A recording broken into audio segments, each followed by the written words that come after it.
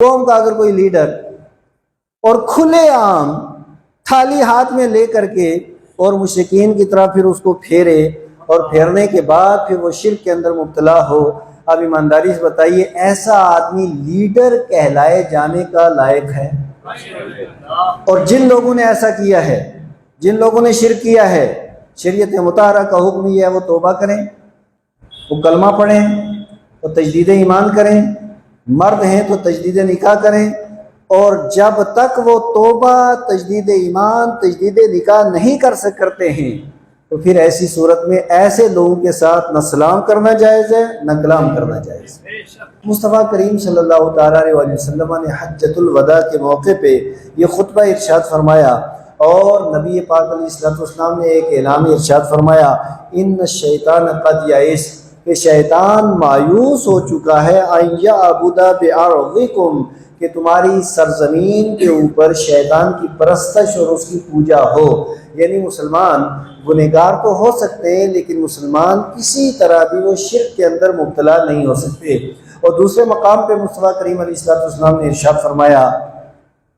واللہ انی لا اخاف ان تشرکوا بعدی، کہ مجھے پروردگار عالم کی ذات کی قسم ہے کہ میرے بعد تم شرک کے اندر مبتلا نہیں ہوگے۔ یعنی یہ امت بحیثیت امت سارے کے سارے لوگ شرک کے اندر مسلمان سارے مبتلا ہو جائیں، ایسا نہیں ہو سکتا۔ مسلمانوں کی میجارٹی شرک کرنا شروع ہو جائے، ایسا نہیں ہو سکتا۔ مسلمانوں کی اکثریت شرک کرنا شروع ہو جائے، ایسا نہیں ہو سکتا۔ تو نبی مکرم صلی اللہ تعالیٰ علیہ وسلم نے ارشاد فرمایا کہ شیطان اس سے تو مایوس ہو چکا، وہ دوسرے لوگوں کو، کسی کو حضرت عیسیٰ علیہ السلام کو خدا کا بیٹا کہلوا کر کے مشرک بنواتا ہے، اور کسی کو حضرت عزیر علیہ السلام کے تعلق سے غلط عقیدہ اور نظریہ رکھنے کی بنیاد پہ شرک کے اندر مبتلا کر دیتا ہے۔ اسی طریقے سے بہت سے مشرکین پوری دنیا کے اندر آپ کو ملیں گے، وہ دوسرے طریقے سے وہ شرک کے اندر مبتلا ہوتے ہیں، لیکن نبی پاک علیہ السلام کی امت کی یہ خاصیت اور یہ خصوصیت ہے کہ یہ امت شرک کے اندر مبتلا نہیں ہوگی۔ شیطان اس سے مایوس ہو چکا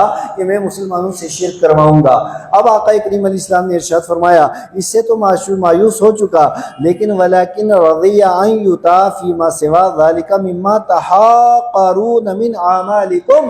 لیکن شیطان اس بات سے راضی ہے کہ تم وہ لوگ، وہ چیزیں کہ جن کو مسلمان چھوٹی سمجھتے ہیں، جن کو مسلمان معمولی خیال کرتے ہیں، کہ ان چیزوں کے اندر مبتلا کیا جائے اور ان کے اندر شیطان کی اتباع اور اس کی پیروی کی جائے اور شیطان کے پیچھے چلا جائے۔ یعنی شرک تو بہت بڑا گناہ ہے۔ مجھے آپ ایمانداری سے بتائیے، ایک مسلمان شرابی کیوں نہ ہو، وہ پرلے درجے کا گنہگار، بدکار، سیاکار کیوں نہ ہو، کیا کوئی بھی مسلمان جس نے مصطفیٰ کریم علیہ السلام کا کلمہ پڑھا ہے، کیا وہ کبھی بھی شرک کر سکتا ہے یا کبھی بھی اپنا سر اللہ کے علاوہ کسی اور کے سامنے رکھ سکتا ہے؟ زور سے آواز آئے، نہیں رکھ سکتا۔ یہ مسلمانوں کا جذبہ ہے، لیکن مجھے نہایت دکھ کے ساتھ کہنا پڑتا ہے۔ ابھی مجھے کسی نے ایک ویڈیو بتائی تھی کچھ عرصہ پہلے، کچھ اس طرح کے لوگ، ایک بات یاد رکھیے کہ توحید کے اوپر کسی سے کوئی سمجھوتا، زور سے کوئی سمجھوتا،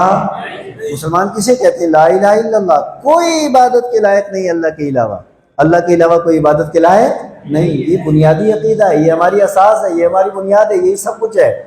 اب قوم کا اگر کوئی لیڈر اور کھلے عام تھالی ہاتھ میں لے کر کے اور مشرکین کی طرح پھر اس کو پھیرے اور پھیرنے کے بعد پھر وہ شرک کے اندر مبتلا ہو، اب ایمانداری سے بتائیے ایسا آدمی لیڈر کہلائے جانے کا لائق ہے؟ اور جن لوگوں نے ایسا کیا ہے، جن لوگوں نے شرک کیا ہے، شریعت مطہرہ کا حکم یہ ہے وہ توبہ کریں، وہ کلمہ پڑھیں، وہ تجدید ایمان کریں، مرد ہیں تو تجدید نکاح کریں، اور جب تک وہ توبہ، تجدید ایمان، تجدید نکاح نہیں کرتے ہیں تو پھر ایسی صورت میں ایسے لوگوں کے ساتھ نہ سلام کرنا جائز ہے نہ کلام کرنا جائز ہے۔ کسے باشد، ہمیں اسے کچھ لینا دینا نہیں ہے، لیکن اس قدر بھی دھاندلی نہیں چلے گی کہ تم جاؤ اور کھلے عام شرک کرو، پھر تمہیں پوچھنے والا کوئی نہ ہو۔ شریعت مطہرہ اس کی اجازت نہیں دیتی ہے، اور آئین ہند بھی کسی کو مجبور نہیں کرتا ہے مذہب کے تو آپ نے کسی دوسرے مذہب کے اندر مداخلت کرو یا کوئی دوسرے مذہب والا آپ کے مذہب کے اندر مداخلت کرے، تو یہ شریعت کے بھی خلاف ہے، آئین کے بھی خلاف ہے۔ لہٰذا اس طرح کے لوگ، اب مجھے آپ ایمانداری سے بتائیے، توحید کا بندہ جو سودا کر دے، ذرا میرے ایک سوال کا زندہ دلی سے، ایسے مردہ مجمع میں تقریر کرنے کا موقع مزہ نہیں آتا مجھے۔ آپ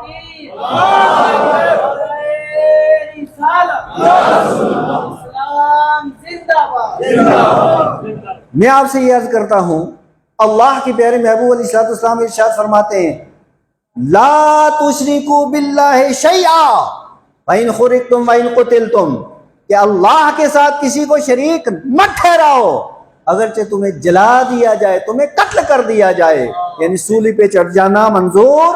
آگ میں جانا منظور، قتل ہو جانا منظور، اپنے بدن کے ٹکڑے کروا دینا منظور، لیکن اللہ کے ساتھ کسی کو شریک ٹھہرانا منظور